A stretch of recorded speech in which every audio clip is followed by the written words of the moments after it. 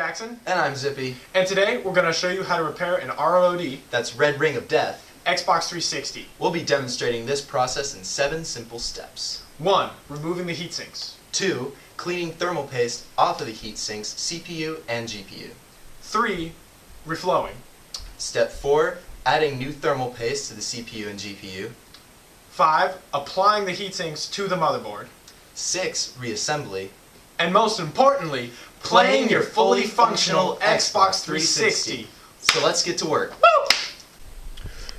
Step 1. Removing the heat sinks. So in order to remove the stock heat sinks from the Xbox 360, we need to first flip the motherboard over, and along with the heat sinks you'll see the X clamps and these small heat pads.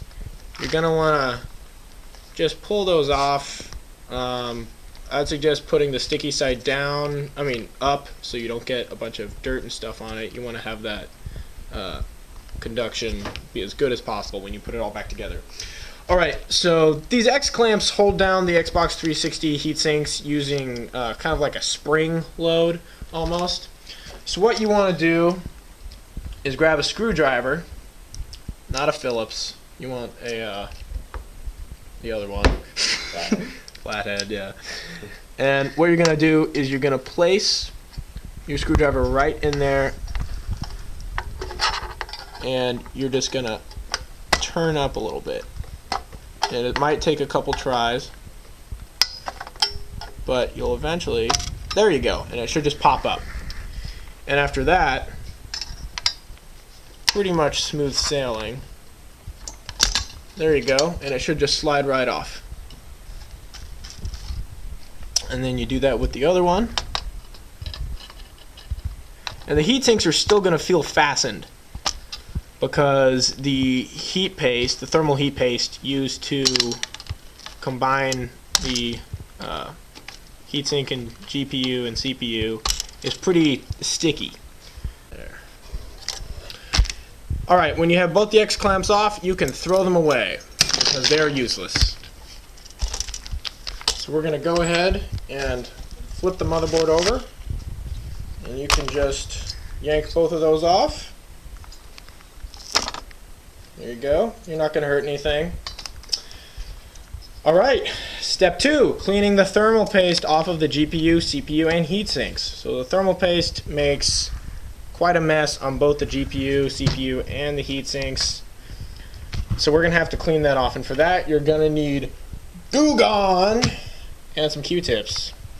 What you're going to do first, you're going to grab some Goo Gone, get it on a Q-tip, and you're just going to make sure that you cover all of the thermal heat paste with it, because you want that to soak in. And you can be pretty generous. It's not like it's going to soak into the GPU or CPU or anything like that. Just try not to get too much of it pooling on the sides. So you're just going to get it all over the surface here. And then you're going to let that soak for a couple minutes just to let it get nice and soft. I am now. Alright, so I let this sit for 15 to 20 minutes, and as you can see, the thermal paste is coming right off. So once you get all the thermal paste, or roughly all of it, liquidized, then you want to go in there with a dry Q-tip and try and soak the majority of it up. We're going to do another layer of Goo Gone after this, but this is getting a lot of the sediment away, so you can actually start cleaning it off. So once that's done, you just throw your old Q-tip away.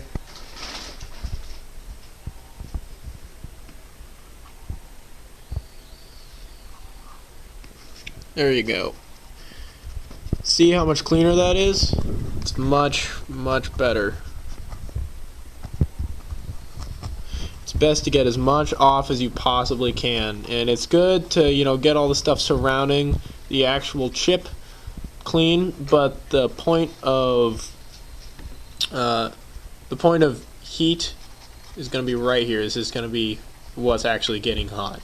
So you want to get that super cleaned off, so when you put the new thermal paste on, you're going to have a really nice connection between your heatsink and the chip.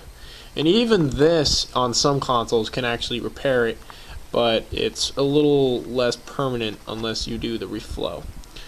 So there, got that. And then you're gonna again go in with the other side of your Q-tip and just soak up as much of the sediment as you can. And next we're gonna be, quote, purifying it with some alcohol. 90+% should probably be used. Alright.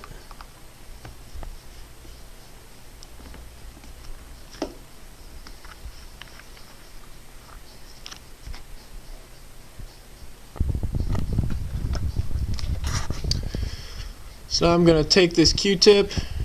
It's got alcohol on it. I'm just going to go over everything.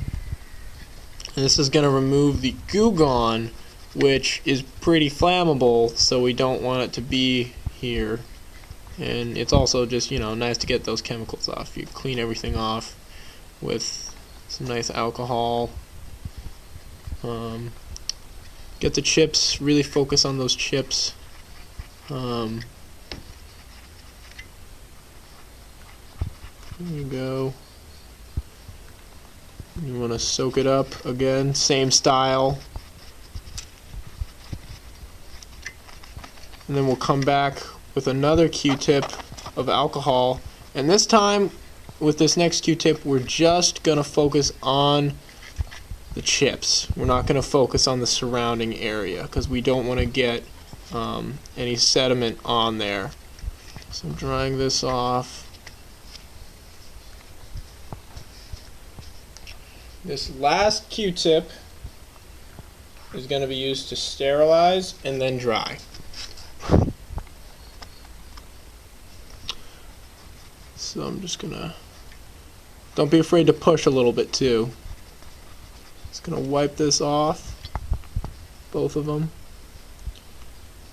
And we're just going to focus on the two shiny parts. And turn it around. You can just dry that off.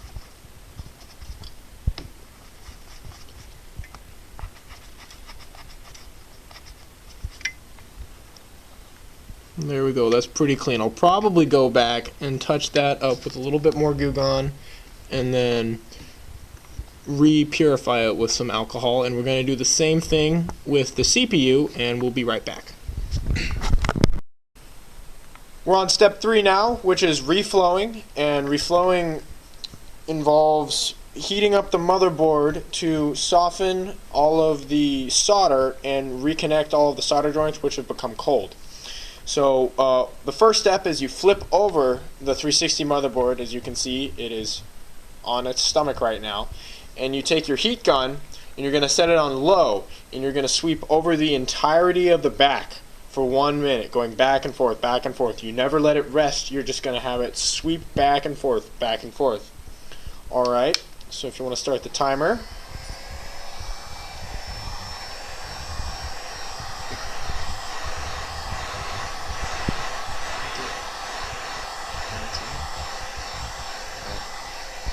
One minute.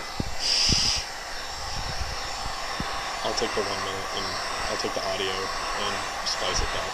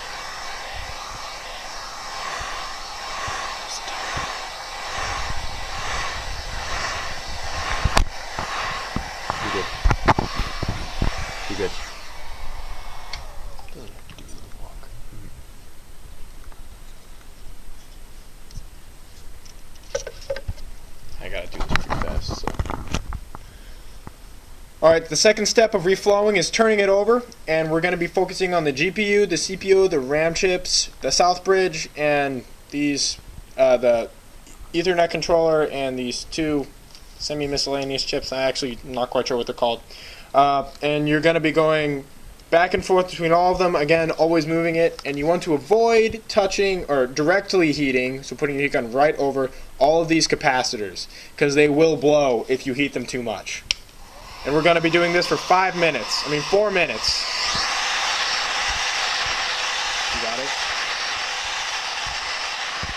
You want me to cut it? I'll just get a couple shots of me kind of like rotating here.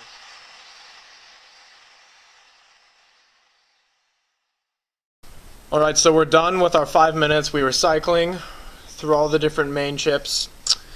And what you're going to do now is you're going to let it cool down to room temperature. You're not going to touch it. You're not going to bump it. You're not even going to breathe on it for the next... I always let it go at least about 45 minutes. You really want it to be completely cooled down before you touch it at all, because the slightest nudge can hit the solder away from where it's supposed to be, can hit it off those connections, and it's going to be permanently messed up. So you do not want to do that. I've had a couple close calls. It's never been bad, but a couple close calls. So just going to leave it here. Just forget it exists, and we'll see you in about 45 minutes to an hour. Alright, so the motherboard's all cooled down now, and we have both our GPU, CPU, and heatsinks have all been cleaned off. So what we're going to do is we're going to go ahead and apply some thermal paste and attach the heatsinks to the motherboard again. And we're not going to be reattaching them with the X clamps. What we're going to be doing is we're going to be reattaching them with 8 of these screws.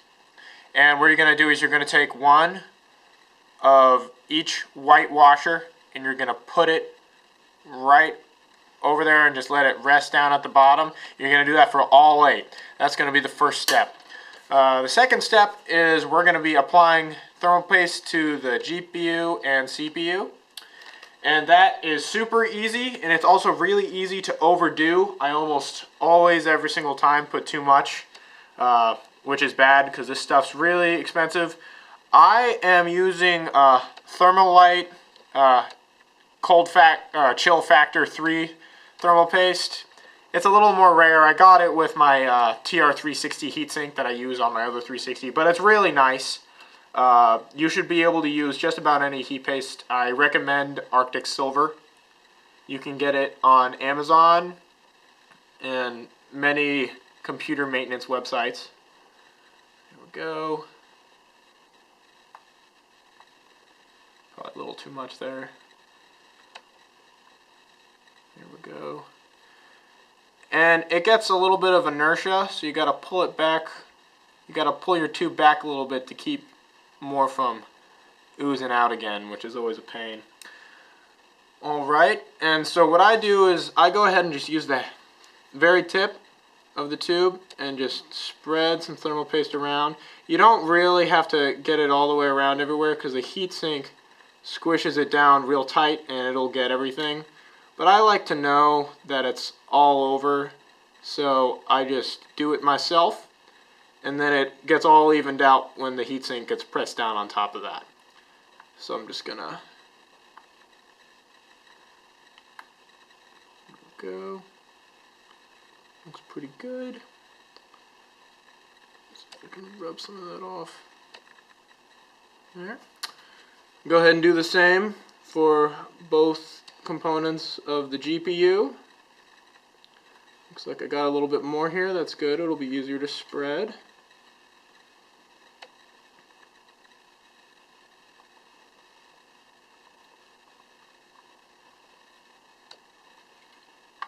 Turning it on the side, getting rid of that stuff on the edges. Don't want to waste any of this. Per volume, this paste is probably some of the more expensive paste that you can buy. Especially if you get the Arctic Silver ones, they're these little teeny tubes. They'll last you pretty much 2 red ring repairs. This thing's lasted me 6 or 7. It's a pretty awesome tube. Alright. both of those have thermal paste on them. We are not going to be applying thermal paste to the heat sinks as well. That is extremely wasteful. So what we're going to be doing now is we're going to be placing one of the white rings on each screw hole. And it's imperative that you get it right on the dot there. This part is more kind of how you want to do it, but I'm going to show everyone how I do it. It's the way that I found easiest through my couple, maybe a dozen, 2 dozen times of doing this. And I just use a screw or whatever I loop it around to make sure that the washer is even with the actual hole. And directly after, we're going to be taking a metal washer and placing it right on top of those white washers, one on top of the other. I've got pretty chubby fingers, so I got to go in there and correct it with the screw again. There we go, and just twirling it around should get everything lined up really well.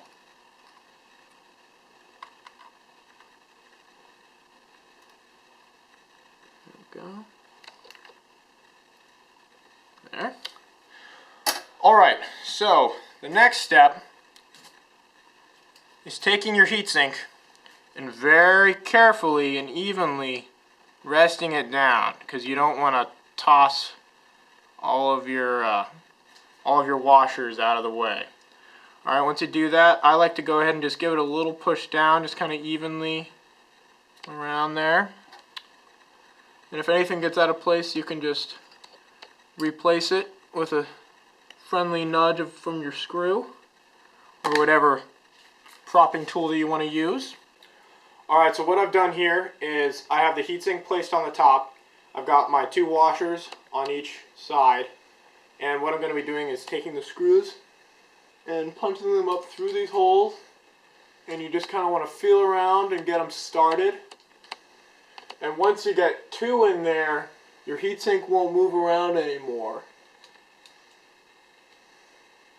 It'll get a lot easier. You just got to make sure everything lines up. There we go. There's my second one. And they should go in really easy. If you have to force it, you're going to strip the hell out of your screws. And you really don't want to do that, because then you'll have to replace the heatsink depending on the heatsink you're using. Sometimes you might be able to find a spare leg for one of the heatsinks, but it's pretty unlikely without actually getting a new heatsink. Alright, so I've just slipped these in, and I've started all of them with my hands. And this is where things get really, really easy, so we're going to see you in just a second here once I've flipped it back over. So we've got the motherboard flipped over now, and what you're going to do is you're just going to tighten each screw till you feel a little bit of resistance. It's the first step here, so I got a little bit of resistance there. Oh, yep. And a little bit of resistance there.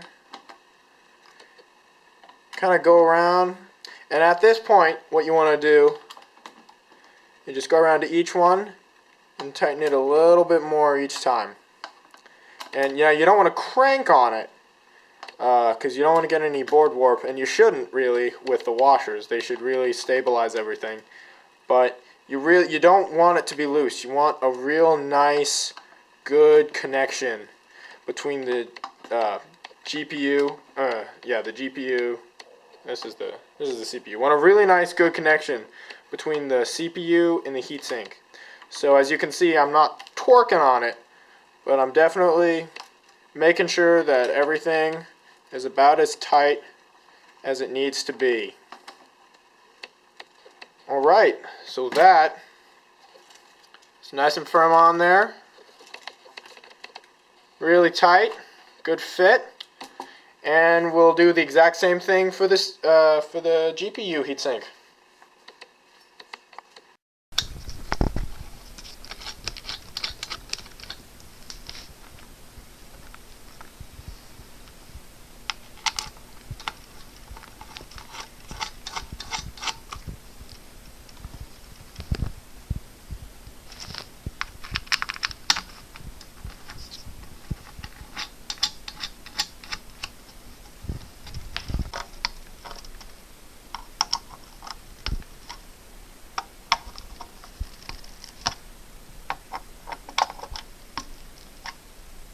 Second. Okay, now I am.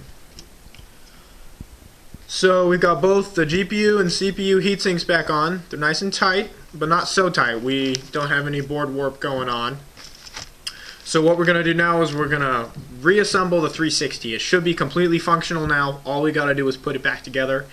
And I'm just going to say, while we got it out, it's a great idea to get some third-party small adhesive heatsinks and put them on all these chips. It can help make the 360 last a little bit longer.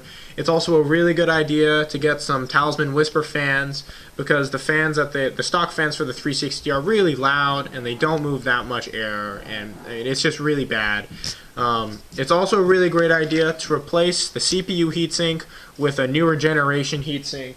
And personally, I don't think the GPU will last very long no matter what you do if it has this heatsink. This heatsink is just so poor. I have the Thermalite TR360 heatsink.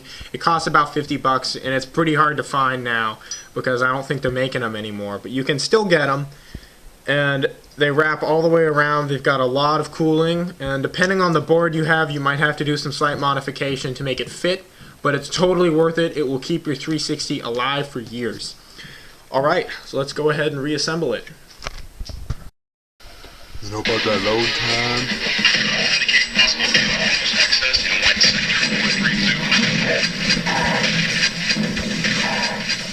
Welcome, like, non-HD looks so shitty compared to the HD cable.